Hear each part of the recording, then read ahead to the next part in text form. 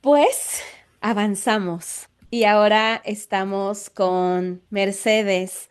Eh, Muchas gracias, Mer, por estar acá. Ella nos va a hablar de la dependencia emocional y la sintomatología somática. Eh, Así como hablábamos de varios temas de la arteterapia y de formas de comunicarnos, pues el cuerpo también nos habla. Y aunque hay algunas ocasiones que puede presentarnos el consultante como si fuera un tema separado, porque desde cuando estudiamos psicología nos separaban la mente y el cuerpo, en situaciones de dependencia emocional, de sintomatología somática, nos damos cuenta y nos recordamos que no somos entidades separadas, sino que son elementos constitutivos de, pues, de la propia persona. Y justamente Mercedes nos va a presentar con toda su expertise, con toda su mirada, con toda su experiencia, cómo es que estas decisiones terapéuticas se van tomando en este tipo de casos. Así que Mercedes, muchísimas gracias y te escuchamos con muchísima atención para aprender, como siempre, tanto de ti. Gracias a vos por la introducción. Bueno, voy a ver si puedo compartir la presentación.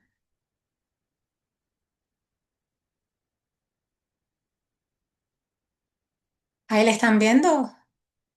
Está cargando, ya no debemos tardar. Listo, ya vemos una partecita. Perfecto.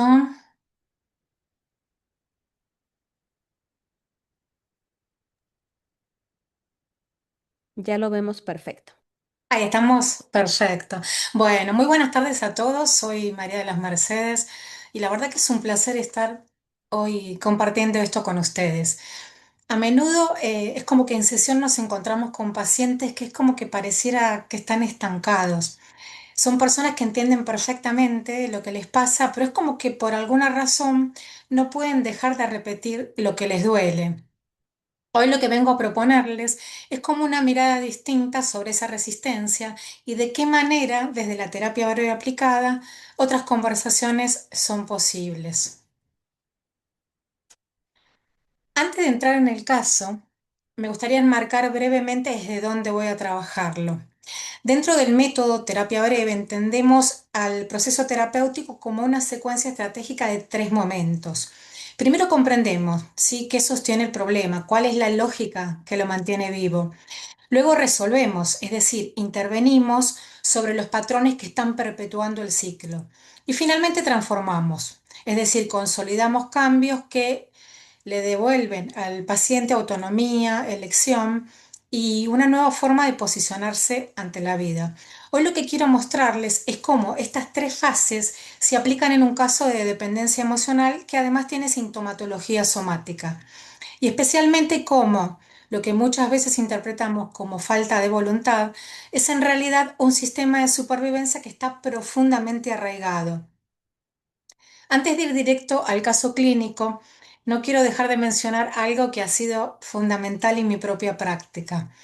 Antes de formarme en este modelo, a veces era como fácil perderme en la complejidad y en la narrativa de las historias que me relataban los pacientes. Sin embargo, con el método de terapia breve, con la doctora Lisetti, es como que sentí que me devolvió algo invaluable. Enfoque y dirección con su conocimiento, su calidez, su amor por lo que hace, que ustedes seguramente lo habrán percibido en todas las ponencias que hemos visto. La doctora no solo me inspiró, sino que me ayudó a lograr lo que yo tanto deseaba como terapeuta, que era saber hacia dónde oriento el proceso y poder confiar en mis propios recursos para saber qué hacer en cada momento con mis consultantes.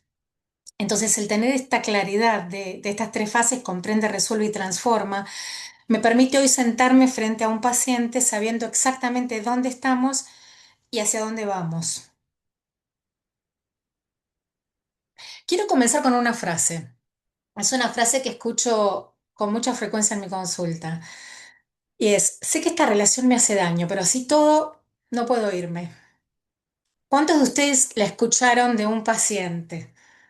¿Y cuántos honestamente en algún momento de su vida la sintieron en carne propia? Y hoy les quiero hablar de eso, porque es como lo que ocurre cuando la mente entiende algo pero el cuerpo no puede moverse. Y de por qué el cambio no siempre empieza por la cognición, ¿no? Es como que esto ocurre cuando alguien sabe, pero no puede actuar en consecuencia.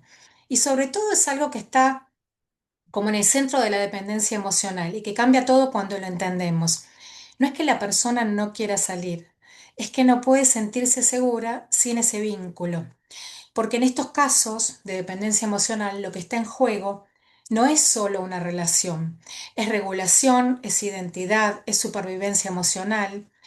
Y para eso quiero presentarles a Marina. Marina tiene 39 años. Es inteligente, sensible, está comprometida con su trabajo y llega a consulta porque siente que es como que algo no está bien, aunque le cueste nombrarlo. Está en pareja desde hace 2 años con un hombre con quien, según sus propias palabras, ella dice no tiene mucho en común, no conviven, y sin embargo es como que él ocupa casi todo el espacio mental de su día. Y esto es clave en la dependencia emocional, porque no es cuánto se ven, sino cuánto lugar ese vínculo ocupa dentro de ella, ¿no? Y cuánto regula su mundo interno.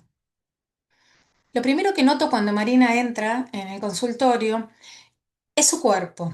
Los hombros elevados, la mandíbula tensa, como si no terminara del todo de apoyarse en la silla, ¿no? Como si estuviera lista para salir corriendo en cualquier momento.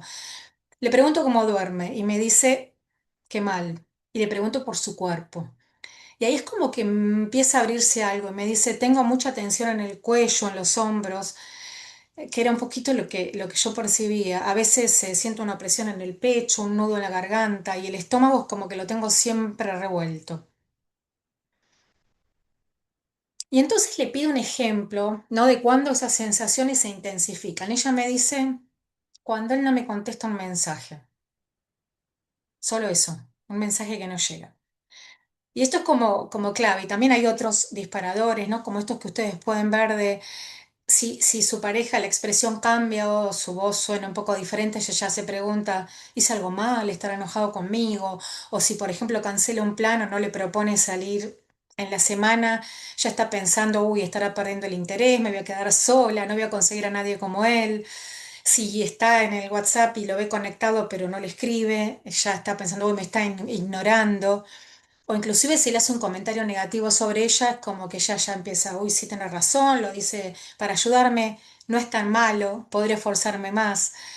Entonces cuando pasa, por ejemplo, esta situación, cuando aparece un disparador, el cuerpo de Marina entra como en estado de emergencia.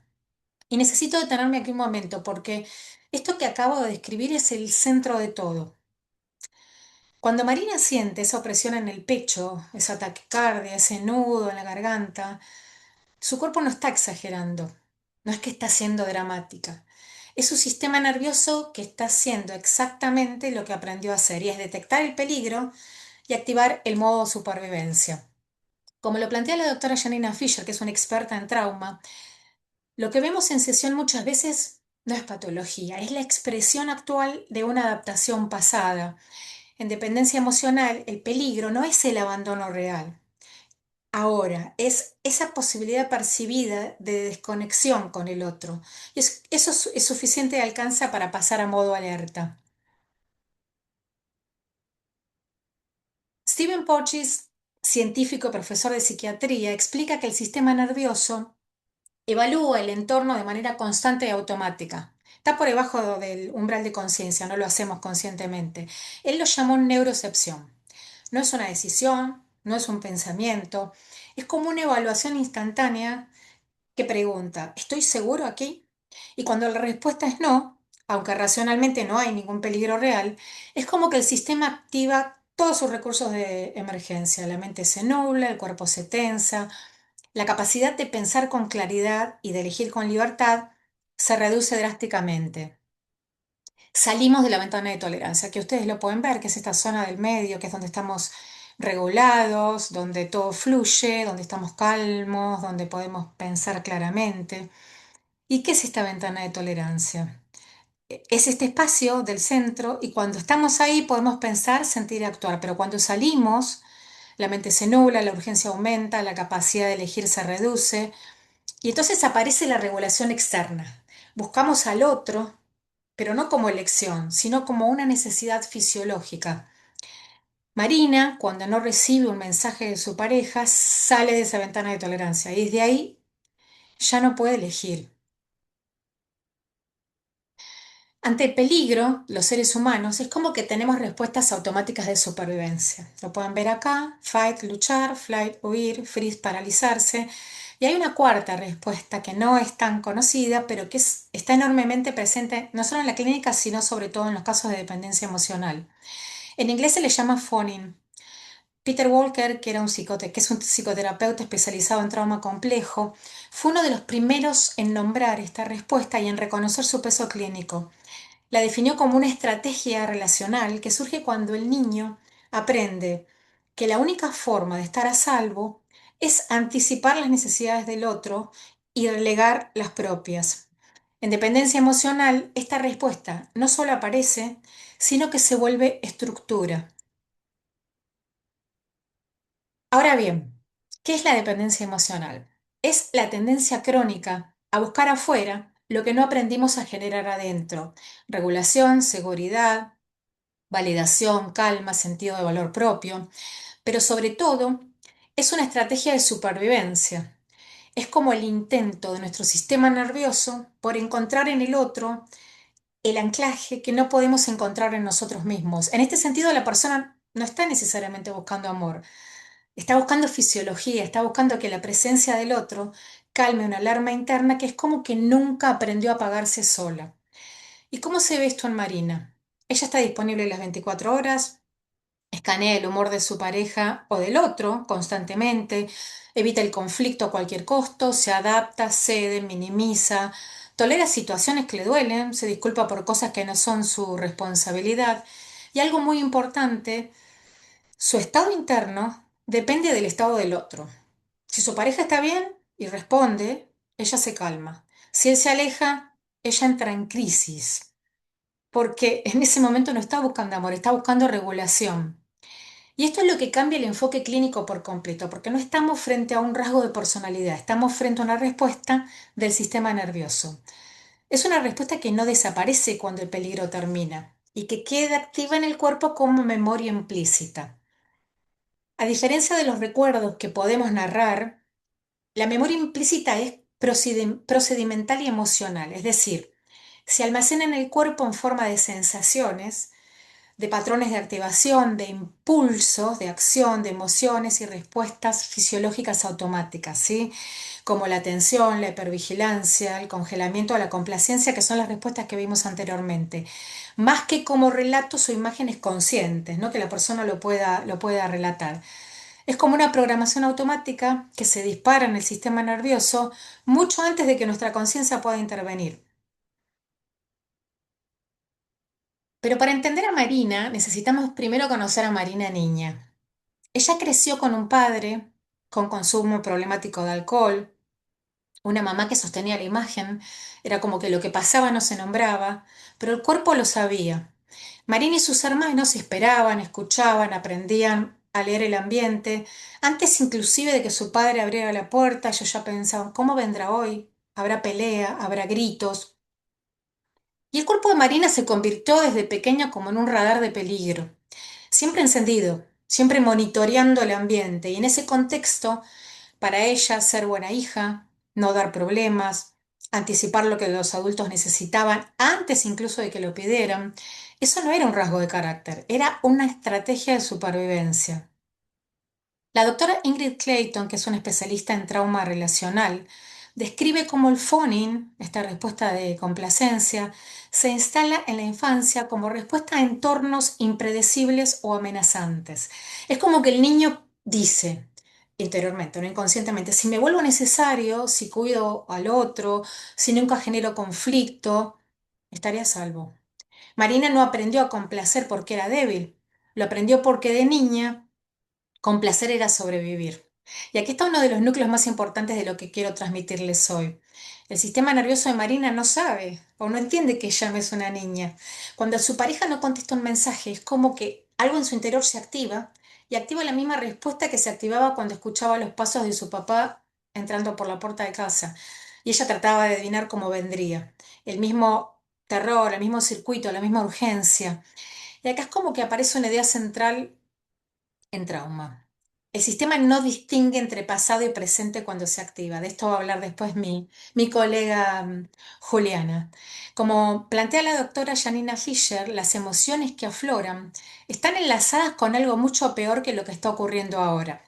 Y esto explica el núcleo de la dependencia emocional, porque la intensidad no está en el vínculo actual, está en lo que el vínculo activa. Por eso esto es muy importante. Si nosotros le decimos a la persona, uy, deberías dejarlo, esta relación es tóxica, él no te hace bien, eso no ayuda, porque ella ya lo sabe. Lo que no puede es sentirse segura sin él. Y esa seguridad no se construye con argumentos, se construye en el cuerpo. Entonces la pregunta clínica acá no es por qué ella no deja la relación, sino qué necesita su sistema nervioso para poder elegir. Este pintadito acá que apareció, no sé qué es, pero bueno, no importa. Y en este momento del proceso pasamos de la fase comprende a la fase resuelve, que es donde tomo la primera decisión clínica. Respecto a por qué decidí intervenir primero desde el cuerpo, qué es lo que observé en sesión y cómo trabajé la regulación con Marina.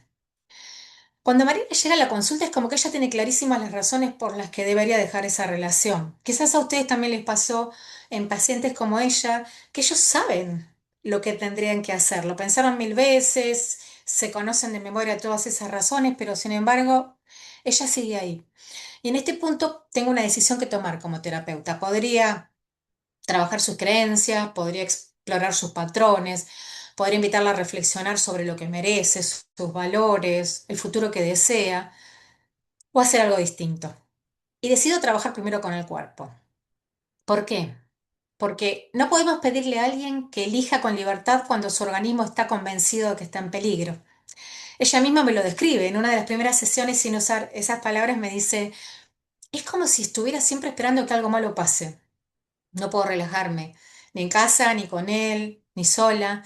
Siempre es como que hay algo tenso adentro mío que no se va.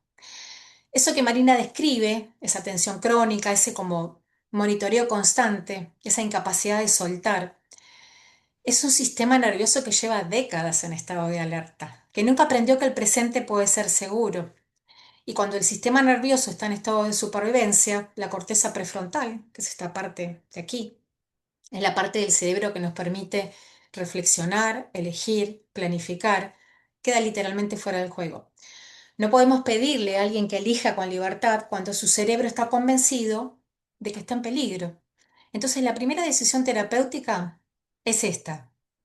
Antes de trabajar el vínculo, trabajo el cuerpo. Antes de explorar las creencias, ayudo a Marina a sentir que el presente es seguro. Porque lo que observo en ella es que su ventana de tolerancia es muy estrecha y cualquier señal de posible abandono, un silencio de su pareja, un tono de voz distinto, un mensaje que tarda, la saca de esa ventana de inmediato. Y una vez que ella está fuera, activa su respuesta más conocida, el phoning, cede, se disculpa, se achica, se vuelve imprescindible para él, y ahí el ciclo se sostiene solo. Lo que busco entonces mover en esta primera etapa es exactamente eso, ampliar su ventana de tolerancia, que su sistema nervioso empiece a aprender, pero experiencialmente, no cognitivamente, que puede haber momentos de seguridad, que no todo silencio es una amenaza, que puede sentir una emoción difícil sin que eso la destruya, porque cuando esa ventana se amplía, algo muy importante empieza a ocurrir. Y así Marina empieza a tener acceso a sí misma, a sus sensaciones, a sus necesidades reales, a su propia voz, que lleva mucho tiempo en silencio. Quiero mostrarles cómo se ve esto en la práctica. En una de las primeras sesiones, Marina llega muy activada. Esa mañana su pareja le había enviado un mensaje frío, distante. Ella pasó horas analizándolo, interpretándolo, inclusive preocupada porque no le había puesto un corazoncito al final del mensaje. Ella ya decía, uy, ya si no me puse el corazoncito algo está mal. Para cuando llega al consultorio, su mente está completamente acelerada, su cuerpo contraído. Lo primero que hago no es preguntarle qué pensó, le pregunto qué siente en el cuerpo en ese momento. Ella se detiene, es una pregunta que claramente no esperaba, y me dice, tensión, mucha tensión en el pecho. y la garganta es como si algo me apretara. Le pido que lleve su atención hacia esa tensión, no para analizarla, sino simplemente para notarla. Le pregunto si puedo ponerle una forma, un color, una temperatura. Ella cierra los ojos un segundo y me dice, es como una piedra fría, gris, pesada. Y yo dije, bueno, bien, ahí ya estamos en el cuerpo. Y a partir de ahí, trabajamos juntas para ayudar a su sistema nervioso a salir del estado de alerta. Le enseño una respiración reguladora, practicamos juntas en silencio unos minutos, luego incorporamos una técnica de grounding, de anclaje, sentir los pies en el suelo, el contacto de la silla, la temperatura del ambiente, mirar alrededor y nombrar mentalmente 5 cosas que pueda haber. Después de unos minutos le pregunto cómo está la piedra gris. Y ella me dice, suspirando, sigue ahí, pero como que pesa menos. Y yo siento que este momento es clave porque por primera vez Marina experimenta algo nuevo. Puedo influir en lo que me pasa por dentro, sin que el otro cambie. Y en términos de trauma, esto es central, porque estamos generando una experiencia correctiva, estamos ayudando al sistema a notar. Esto es ahora y no es antes. Y esa piedra que pesa menos es como el inicio del cambio. No porque el problema se haya resuelto, sino porque Marina acaba de descubrir algo que no sabía, que tiene algo de agencia sobre su propio estado interno. Y para alguien que lleva décadas sintiendo que sus reacciones la controlan a ella, eso es enorme. A lo largo de las sesiones juntas, construimos juntas lo que me gusta llamar una caja de herramientas somáticas, recursos concretos que Marina puede usar entre sesiones, o sea, las practicamos juntas en sesiones y ella después la puede usar entre semana, en esos momentos exactos en que siente que su sistema nervioso se activa. Como les mencionaba antes, la respiración reguladora, que es exhalar el doble de tiempo que el inhalar, simple, discreta, disponible en cualquier momento y lugar. El grounding sensorial, que es anclar la atención en el presente a través de los sentidos. Y es especialmente útil cuando la mente empieza a correr hacia el futuro catastrófico, me va a dejar, me voy a quedar sola, no voy a poder. El Havening, que es una técnica que consiste en utilizar el tacto en zonas específicas del cuerpo para enviarle una señal química de seguridad al cerebro. Al acariciar suavemente los brazos o las manos, inclusive la cara, estimulamos la producción de ondas delta, las mismas que generamos durante el sueño profundo. Y esto nos permite hackear el sistema de alerta y decirle al cuerpo, aquí y ahora estás a salvo, logrando que esa angustia tan física empiece a disolverse mediante un cambio real en la química cerebral.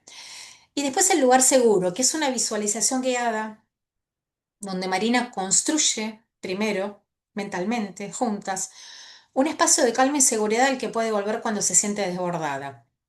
Con el tiempo, ese espacio interno empieza a volverse real, accesible, propio y suyo.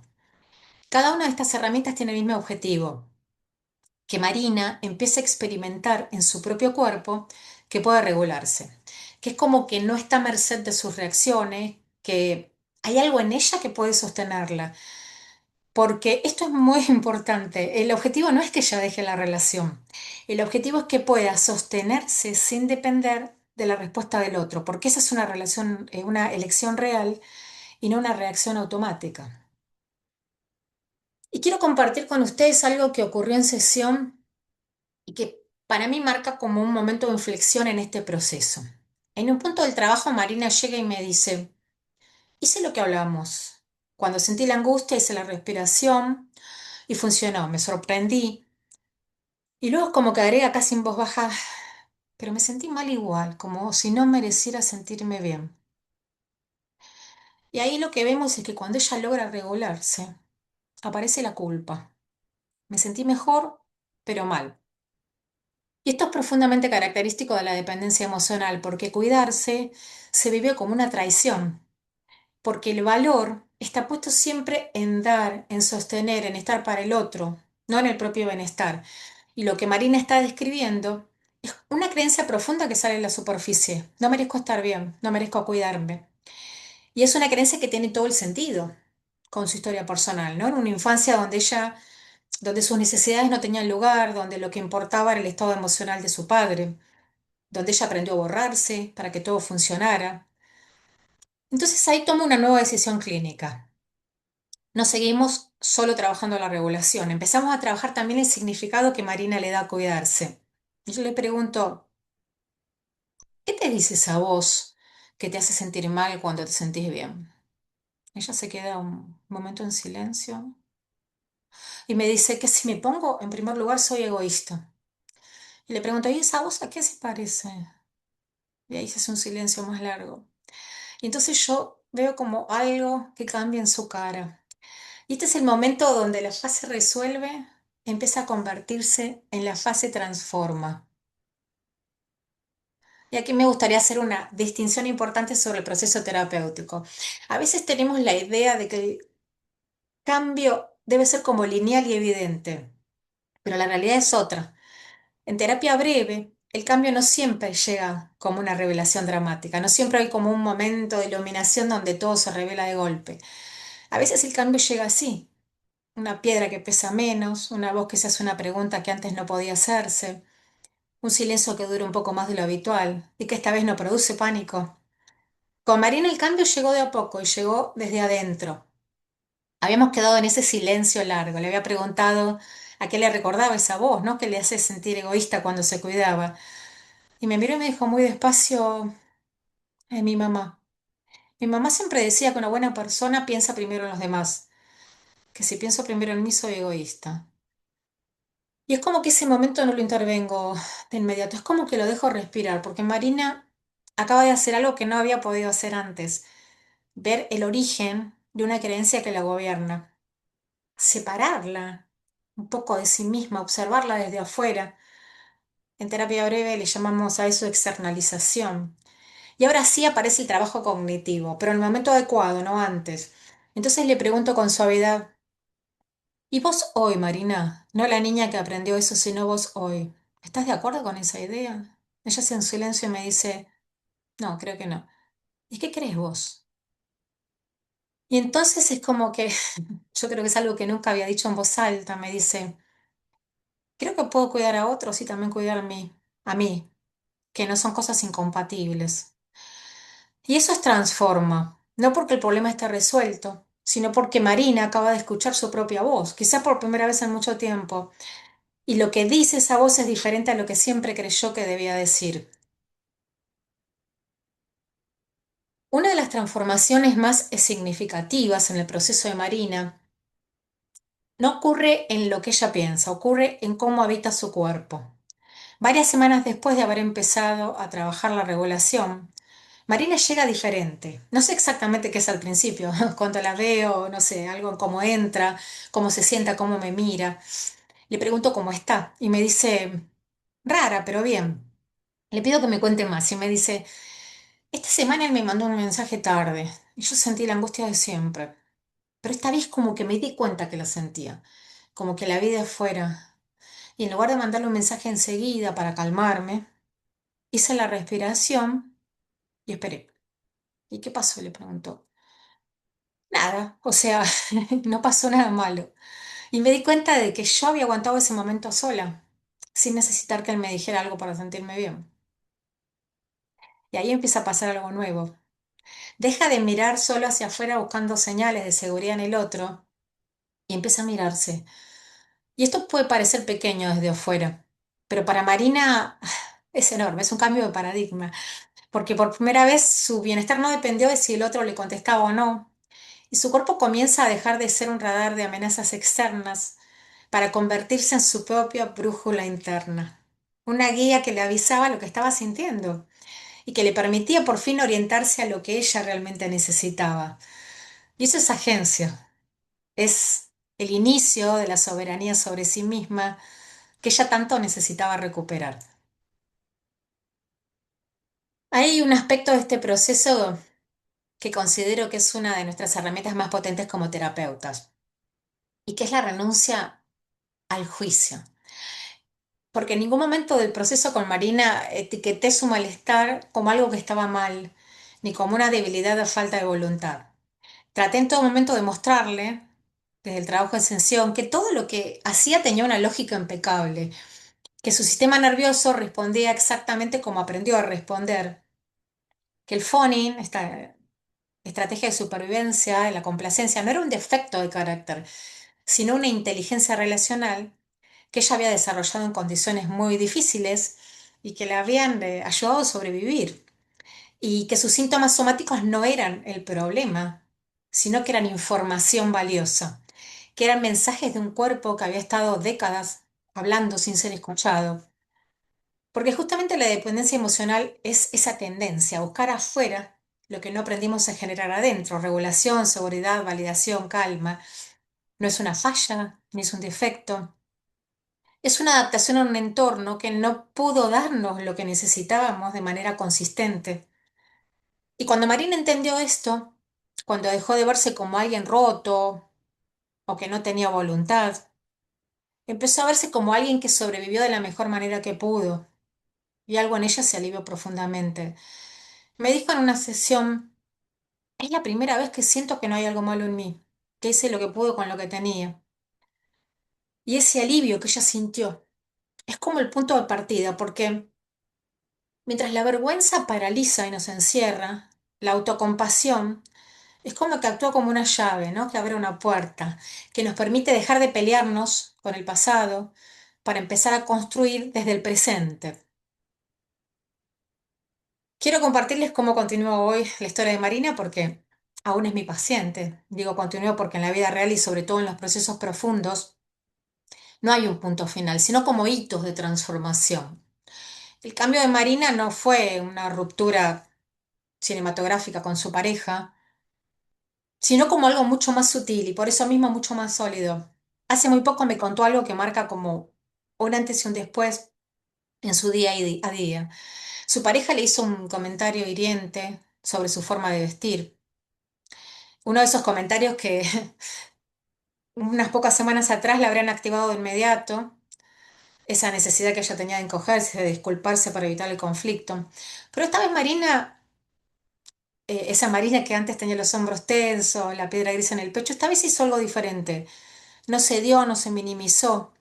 Simplemente le dijo con una calma que nacía desde adentro: ese comentario me lastimó, me dolió, y ya no voy a aceptar que me hables así. Él se sorprendió, pero ella se sorprendió más, porque lo más revelador no fue la frase, sino lo que ella sintió después. Me confesó esto: cuando lo dije sentí algo nuevo en el cuerpo, un alivio, como si algo que llevaba años apretado adentro comenzara a soltarse. Y ese es el centro de lo que estamos trabajando. Cuando Marina pone un límite, ya no lo hace desde el miedo al abandono, sino desde la regulación. Y eso lo cambia todo, porque es el inicio de Marina habitando su propia brújula interna. Hoy ella está aprendiendo a elegir desde sus valores y no desde la urgencia de calmar al otro. Está empezando a elegir desde ella. Quizás ustedes me preguntarán: ¿va a dejar la relación? Aún no lo sabe. Y está bien que no lo sepa todavía, porque nuestro trabajo no es empujarla a una decisión, sino acompañarla mientras construye la seguridad necesaria para tomarla. Porque si toma una decisión apresurada, después a lo mejor deja a su pareja y después no va a poder sostenerlo y va a terminar reincidiendo y va a ser peor. Entonces el proceso sigue. La terapia breve no le dice a Marina hacia dónde ir. Le está devolviendo la perspectiva necesaria para que por primera vez en su vida sea ella quien decida el rumbo de su vida.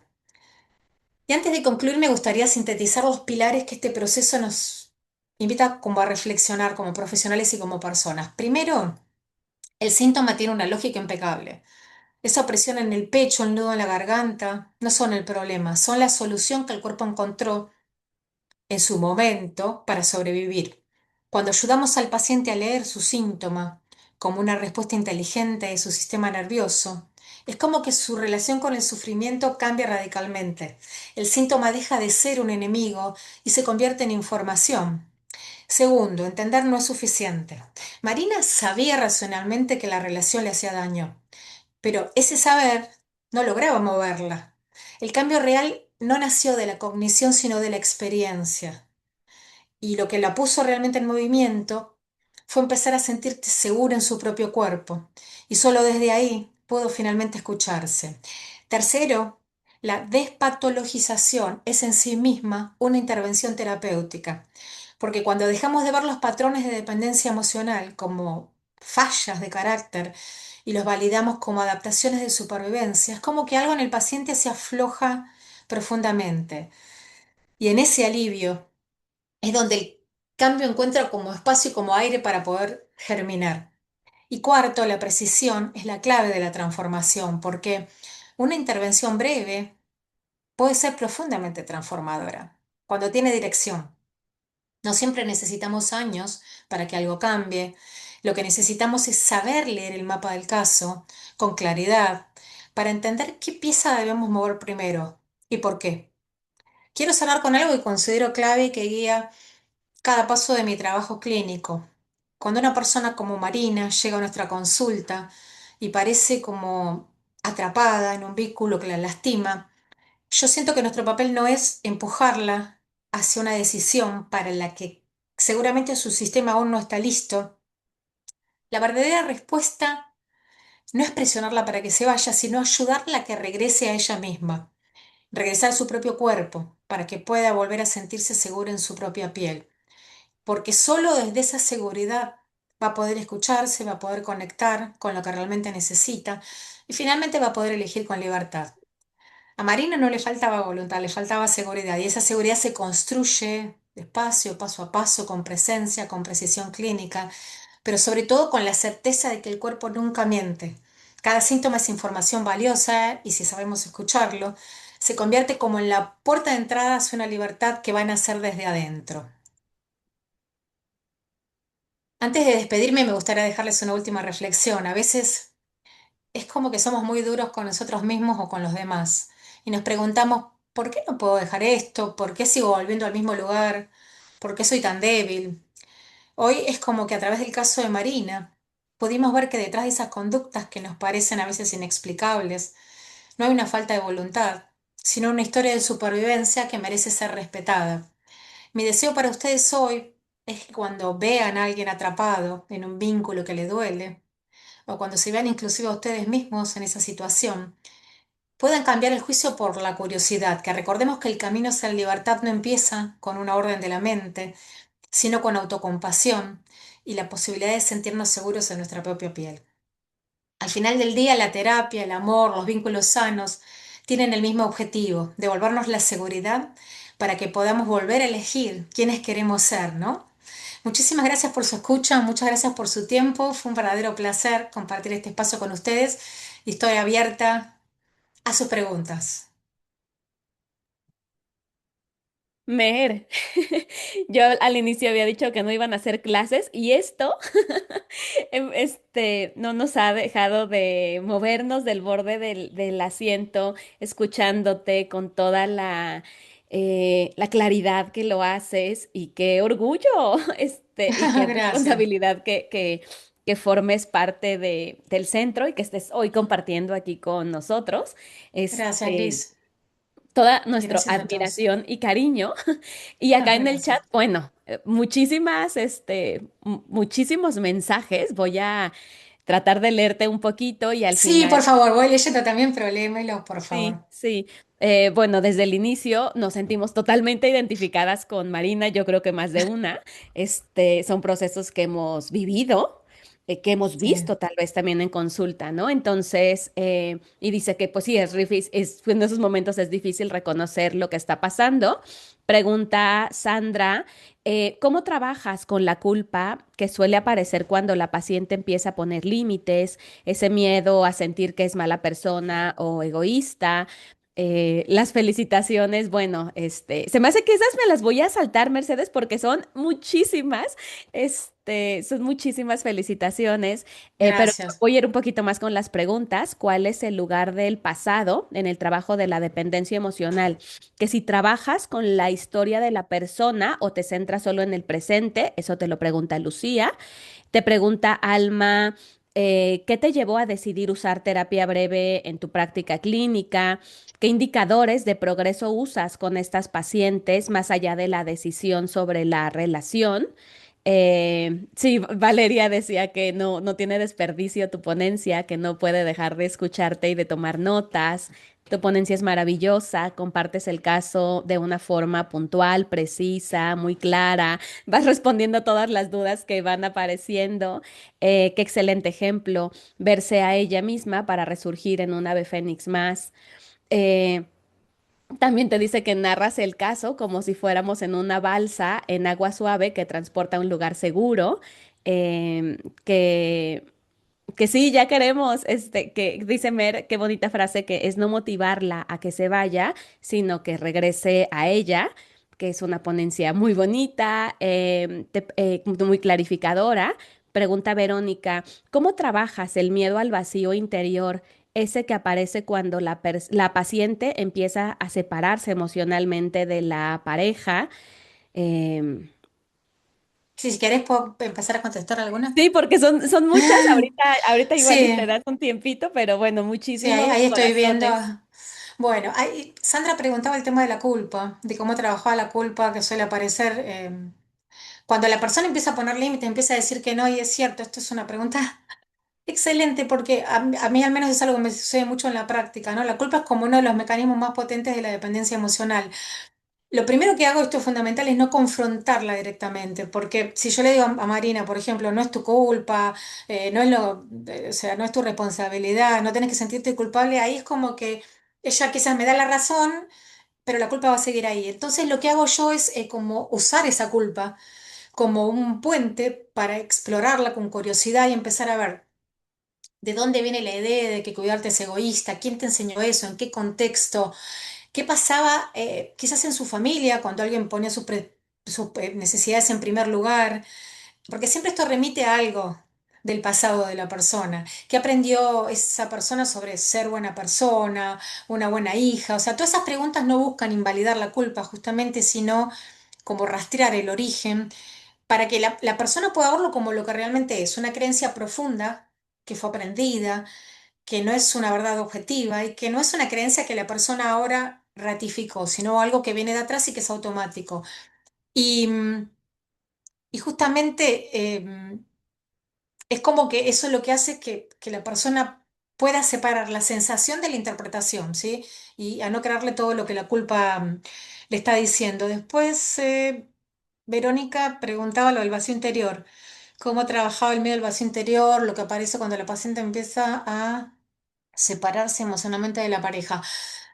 Y sí, y yo puedo decir que en su momento también he padecido dependencia emocional, porque eso no solamente pasa con la pareja, pasa en todos los ámbitos. Y ese vacío yo creo que es uno de los mayores obstáculos que enfrentamos con los pacientes, porque desde afuera es como que uno lo puede ver como resistencia, ¿no? Como que la paciente no quiere cambiar, pero lo que hay ahí es como un miedo genuino. Y volvemos a lo mismo, como que vuelve de atrás. Entonces, lo primero que hago es no me apuro a llenar ese vacío o que el paciente lo racionalice. Le explico de que ese vacío no es señal de que hay algo mal en ella, ¿no? Sino que durante mucho tiempo, esto es clave, usó a la otra persona como, eh, o sea, como un reemplazo, como un regulador interno, ¿sí? Como que la otra persona era el termostato emocional. Entonces, ¿qué pasa? Cuando uno empieza a poner límites y la otra persona no está, queda un vacío. Entonces, ella no empieza a elegir no depender de él. El sistema nervioso es como que perdió el ancla. ¿Sí? Es un duelo real. El otro ya no está. Entonces, a nivel somático, lo que yo hago es empezar a trabajar que la persona pueda empezar a tolerar esa sensación de vacío sin entrar en pánico, ¿sí? De a poquito lo va trabajando, se da cuenta que el vacío no lo destruye, que puede sentirse, que puede pasar y cuando logra eso, de a poquito el sistema nervioso va como reeducándose y cada vez va a haber más tolerancia para estar con esa sensación. Y ahí empiezan a hacerse preguntas de qué querías vos y nunca pudiste pedir, qué te gustaba hacer antes de que esta relación ocupara todo el espacio. Y va llenando el vacío, pero con presencia y con elección, podríamos decir. Después había una del pasado que me pareció. ¿Cuál es el lugar del pasado? en el trabajo con dependencia emocional. El tema este de si trabajamos con la historia, porque en el caso de Marina veíamos que primero trabajamos la regulación emocional, pero después ella sacó a colación el tema de lo de la madre, salió lo de la creencia, y es como que trabajo con las dos dimensiones, ¿no? Porque ambas son necesarias. En la fase inicial apuntamos al tema de la regulación del sistema nervioso, porque como la persona está como en estado de alerta crónico, y nos centramos en el presente, lo que está pasando ahora, lo que siente el cuerpo, ¿no? El trabajo somático, la ampliación de la ventana de tolerancia, eso es la prioridad. Porque si en ese momento entramos demasiado en la historia, en los momentos de, como de dolor de la infancia, en la herida, con alguien que todavía no está suficientemente regulado, podemos retraumatizar. ¿Sí? Entonces el material emerge y la persona está desregulada y no tiene los recursos internos para procesarlo. La sesión termina, no tenemos un cierre y después esto puede hacer más daño que bien. Entonces, cuando ya hay más estabilidad, cuando la paciente puede sentir estas emociones difíciles sin salir de la ventana de tolerancia, la alianza terapéutica también es más sólida, es como que después la historia de origen de la infancia entra de manera como orgánica, natural. Y como lo vimos en Marina, entró de manera orgánica, no lo forzamos y es como que ahí ya la persona está lista como para, como para manejarlo, ¿no? Como para poder procesarlo.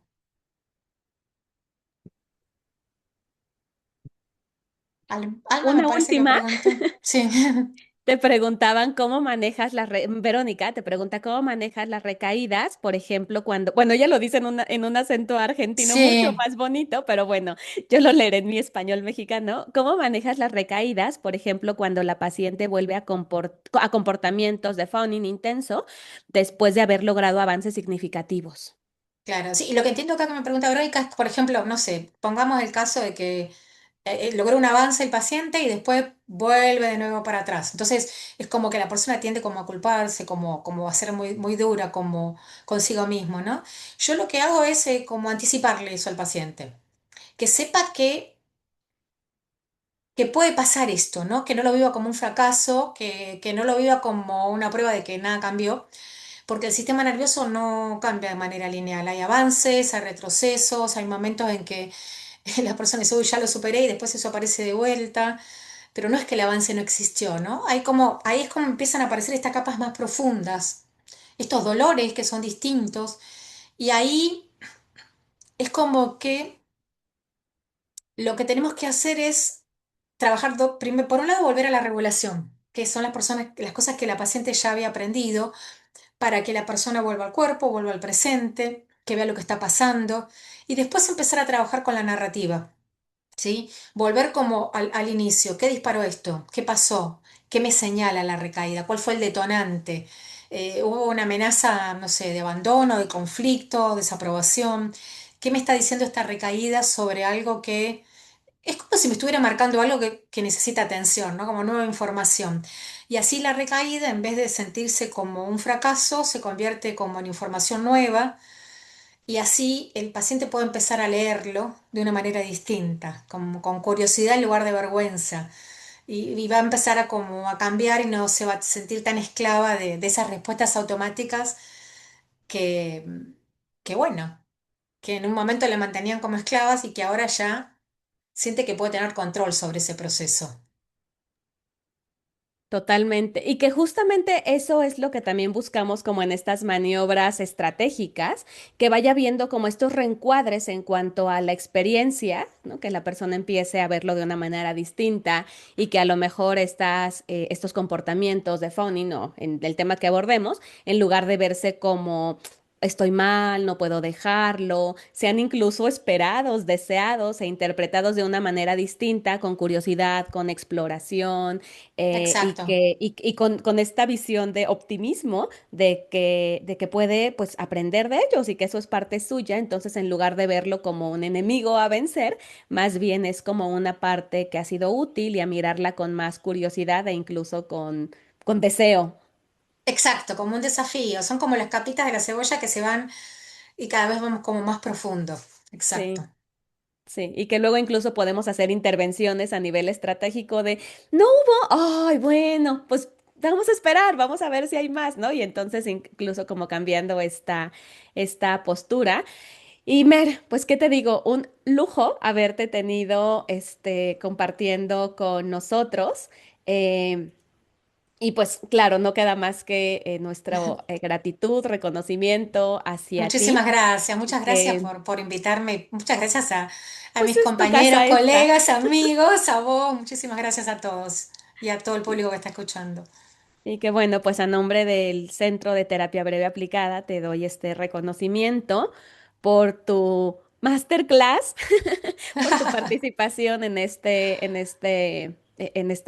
congreso que se titula Otras conversaciones son posibles y por lo mucho que has contribuido en este espacio y pues en todos los que tenemos el privilegio de contar contigo. Muchísimas gracias, Mer, por Muchísimas toda tu gracias a claridad, por todos. la sensibilidad, por compartirnos y dejarnos aprender tanto de ti siempre y a todos los niveles. Muchísimas gracias, Muchísimas Mer. gracias a todos. Gracias.